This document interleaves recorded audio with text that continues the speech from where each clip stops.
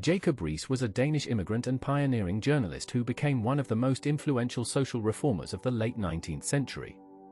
Jacob August Riis, photographer, writer, and advocate for the poor, was born in Riis, Denmark on May 3, 1849. He came from a large family. He had a distinctive energy and passion that would define his life's work. Riis's early years were marked by restlessness and romantic disappointment. He grew up in a household headed by his father, a schoolteacher, where education and moral instruction were emphasized. His childhood in the ancient Danish town was comfortable but unremarkable, giving little indication of the extraordinary life that lay ahead. Young Riis fell in love with Elizabeth Jorts, the adopted daughter of a wealthy local family. However, her foster father rejected Riis's proposal, considering the young man beneath his daughter's station. This rejection devastated Riis and became a driving force in his determination to make something of himself. He resolved to leave Denmark and seek his fortune in America, the land of opportunity he had heard so much about. In 1870, at the age of 21, Riis arrived in New York City with little money, few contacts, and no clear prospects. He spoke almost no English. What followed were 3 years of desperate poverty and struggle that would shape his understanding of urban destitution and inform his later reform work. Riis experienced homelessness firsthand, sleeping in police station lodging houses and on the streets.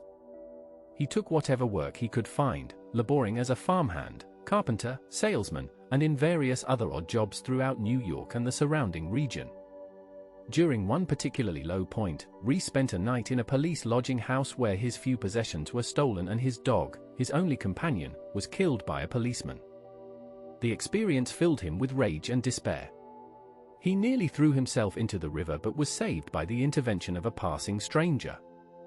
These experiences of poverty, humiliation, and near suicide gave Riis an intimate knowledge of the suffering endured by the urban poor that few middle-class reformers could claim. Gradually, Riis's circumstances improved. He found work as a traveling salesman and began to master the English language. His natural energy and determination served him well.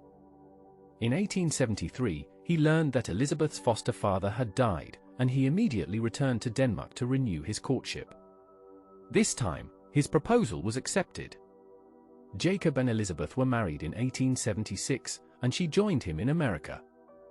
The marriage was happy and produced 6 children. Elizabeth provided the stable home life that allowed Riis to pursue his demanding career. Riis had discovered a talent for writing during his years of struggle, and he began working as a newspaper reporter. In 1877, he became a police reporter for the New York Tribune, covering the crime and human interest stories that emerged from the city's poorest neighborhoods. The following year, he took a similar position with the Associated Press, and in 1888, he joined the staff of the New York Evening Sun, where he would do his most important work. As a police reporter, Riis covered the tenement districts of Lower Manhattan, particularly the area known as Mulberry Bend, one of the most notorious slums in America. He witnessed conditions that shocked even someone who had experienced poverty himself. Entire families crowded into single rooms with no ventilation, no sanitation, and no privacy. Multiple families shared outdoor privies. Disease was rampant. Children played in streets filled with garbage and sewage. Sweatshop operated in residential buildings where workers, including children, labored for 16 hours a day in stifling conditions. Riis began writing articles exposing these conditions, but he found that words alone could not adequately convey the reality of tenement life. Middle-class and wealthy New Yorkers simply could not imagine the conditions that existed just blocks from their comfortable homes. Riis needed a way to show them what he had seen. In 1887, Riis learned about a new technology, flash photography, which used magnesium powder to create artificial light. This innovation made it possible to photograph dark interiors for the first time. Riis immediately recognized the potential of this technology for his reform work. He taught himself photography and began venturing into tenements, lodging houses, and alleys with his camera and flash equipment. The photographs Riis produced were revolutionary. They showed the reality of slum life with stark clarity. His images captured families huddled in dark, cramped rooms, children sleeping on fire escapes, homeless men in flophouse dormitories, and the filthy conditions of sweatshop and tenement hallways. The flash powder occasionally started fires and frequently terrified his subjects, but Riis persisted. He understood that these photographs could accomplish what his articles could not. They could make the invisible poor visible to those with the power to change things. In 1888, Riis began giving illustrated lectures using magic lantern slides made from his photographs. He spoke to church groups, reform organizations, and civic associations, showing his images and describing the conditions in the slums. The lectures were sensational. Audiences were shocked by what they saw. Many had never imagined that such conditions existed in their city. Riis was a compelling speaker who combined his photographs with personal anecdotes and passionate calls for reform. The success of his lectures encouraged Riis to expand his work into book form. In 1890, he published How the Other Half Lives, a groundbreaking work that combined his photographs, statistical data, and vivid descriptive writing to create a comprehensive portrait of tenement life in New York. The book was organized by neighborhood and ethnic group, describing the particular conditions and challenges faced by different immigrant communities. How the Other Half Lives was an immediate sensation. It sold well and received widespread attention in the press. The book brought the reality of slum conditions to a national audience. Riis's writing was direct and powerful, mixing outrage at injustice with sympathy for the poor. He did not romanticize poverty or portray the poor as uniformly virtuous, but he insisted that environment shaped character and that improved conditions would produce improved people. The book's impact was enormous.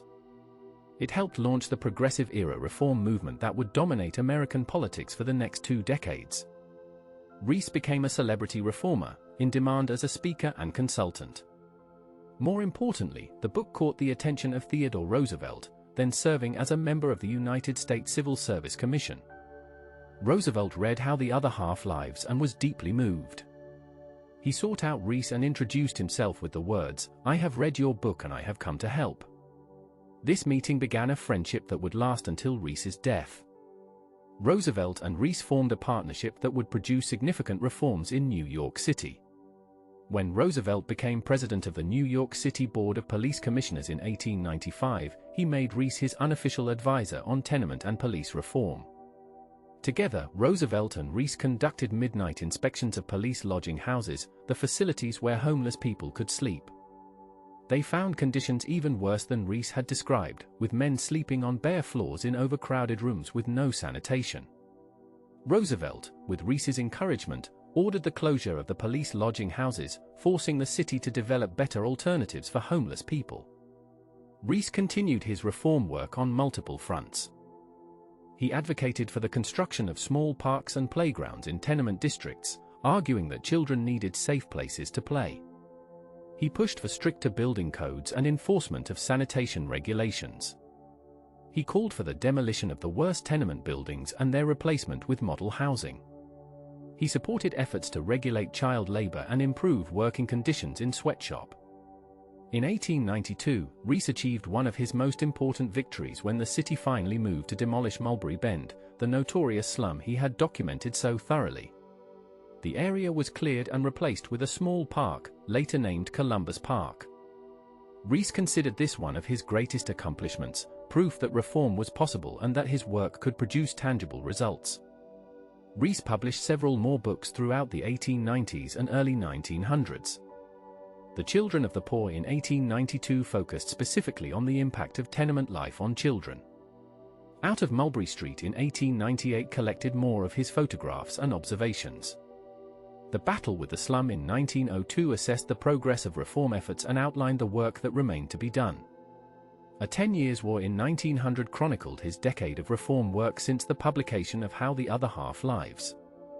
These later books did not have the same impact as his first, but they kept attention focused on urban poverty and reform. Riis also wrote his autobiography, The Making of an American, published in 1901. The book told the story of his journey from Danish immigrant to influential reformer and became one of his most popular works. It presented Riis as living proof of American opportunity while also acknowledging the obstacles faced by immigrants and the poor.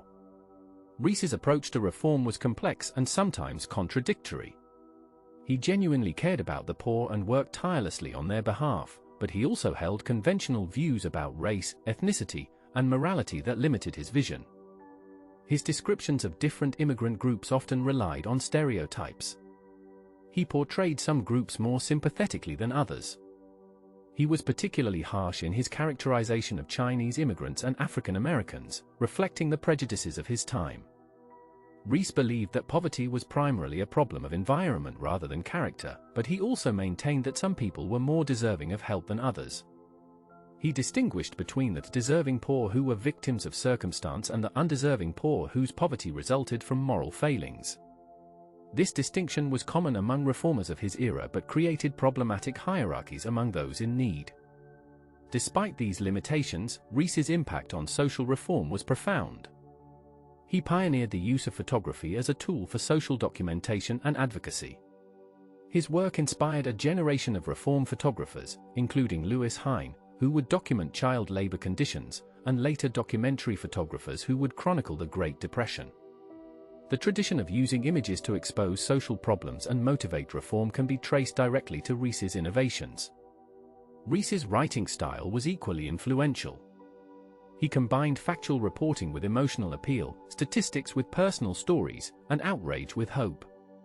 His work demonstrated that journalism could be a force for social change. He showed that exposing problems to public view was often the first step toward solving them. His insistence that the comfortable classes had a responsibility to address the suffering of the poor helped shape progressive-era reform ideology. Throughout his career, Riis maintained his connection to Theodore Roosevelt. When Roosevelt became governor of New York in 1899, he continued to consult Riis on reform matters. When Roosevelt became president in 1901, Riis was a frequent visitor to the White House. Their friendship was genuine and deep. Roosevelt valued Riis's moral clarity and his intimate knowledge of urban poverty. Riis admired Roosevelt's energy and his willingness to use political power for reform purposes. Riis's wife Elizabeth died in 1905, a loss that devastated him. They had been married for 29 years, and she had been his constant support throughout his career. Riis was lost without her. He eventually remarried in 1907 to Mary Phillips, a secretary who had worked with him on his reform efforts. The second marriage provided companionship but never replaced what he had lost. In his later years, Riis continued writing and lecturing, though with less intensity than before. He had achieved much of what he set out to accomplish. Tenement conditions had improved, though they remained far from ideal. Child labor laws had been strengthened. Parks and playgrounds had been built in poor neighborhoods. Building codes had been reformed and better enforced. Public awareness of urban poverty had increased dramatically. However, Riis also recognized that fundamental problems remained unsolved. Poverty persisted. New waves of immigrants continued to crowd into tenements. The gap between rich and poor continued to widen. The reforms he had fought for had ameliorated some of the worst conditions but had not addressed the underlying economic structures that produced poverty. Riis remained optimistic that continued effort would bring further progress, but he understood that the work was far from complete. Riis's health began to decline in the early 1910s. He suffered from heart problems and general exhaustion from decades of intense work. He spent more time at his farm in Barre, Massachusetts, where he could rest and enjoy rural life. He continued to write when his health permitted, but his active reform work was largely behind him. On May 26, 1914, Jacob Riis died at his farm in Barre. He was 65 years old. The cause of death was heart disease. News of his death brought tributes from across the country. Theodore Roosevelt, no longer president but still a powerful voice in American life, wrote a moving tribute to his friend, calling him the most useful citizen of New York and praising his tireless work on behalf of the poor. Riis was buried in Riverside Cemetery in Barre, Massachusetts. His funeral was attended by family, friends, and many of the reformers he had worked with over the years. In death, as in life, Riis was remembered as a man who had made a genuine difference in the lives of countless people he never met. Riis's legacy is substantial and enduring. He is recognized as one of the founders of documentary photography and photojournalism. His techniques of combining images with text to create compelling narratives about social problems established a model that continues to be used today. Every photographer who uses their camera to expose injustice and advocate for change is working in the tradition that Riis established. His specific reforms, particularly the demolition of the worst slums and the creation of small parks in tenement districts, improved the lives of thousands of New Yorkers. His advocacy for stronger building codes and better enforcement of sanitation regulations contributed to the gradual improvement of urban housing conditions. His work helped establish the principle that government had a responsibility to regulate housing and ensure minimum standards of safety and sanitation. More broadly, Riis helped change how Americans thought about poverty. He made the invisible poor visible. He insisted that comfortable Americans could not ignore the suffering that existed in their cities. He argued that social conditions could be changed through collective action and that reform was both possible and necessary. These ideas became central to progressive-era reform and continue to influence debates about poverty and social policy today. Modern historians and critics have noted the limitations of Riis's vision. His ethnic stereotyping and his distinction between deserving and undeserving poor reflected problematic assumptions about race, culture, and morality. His faith in environmental reform sometimes led him to underestimate the structural economic factors that produced poverty. His middle-class values and his emphasis on assimilation limited his ability to appreciate the cultures and communities of the immigrants he documented. Yet even with these qualifications, Riis's contributions remain significant. He brought attention to problems that were being ignored. He used his talents as a writer and photographer in service of social justice. He demonstrated that one person with determination and skill could make a difference. He showed that exposing problems to public view was often the first step toward solving them. Perhaps most importantly, Riis never forgot where he came from. Unlike many reformers who approached poverty as outsiders, Riis had experienced destitution himself. He knew what it felt like to be hungry, homeless, and desperate. This personal knowledge gave his work an authenticity and emotional power that purely intellectual approaches to reform lacked. When Riis wrote about the poor, he was writing about people whose suffering he understood from the inside. In the end, Jacob Riis was a man who transformed personal suffering into public service. His own experience of poverty gave him insight into the lives of the poor and motivated his lifelong commitment to reform. His talents as a writer and photographer gave him the tools to communicate what he had learned to a broader audience. His energy and determination allowed him to sustain his reform work for decades. His friendship with Theodore Roosevelt gave him access to political power that could translate his vision into policy. Riis represents a particular type of reformer, the immigrant who succeeds in America and then works to improve conditions for those who follow. His story is both inspiring and instructive. It demonstrates the power of individual action while also revealing the limitations of reform that does not address fundamental economic structures. It shows how personal experience can inform and motivate social activism while also revealing how personal prejudices can limit the scope of reform. Jacob Riis died over a century ago, but his work continues to resonate. His photographs remain powerful documents of urban poverty in the late 19th century.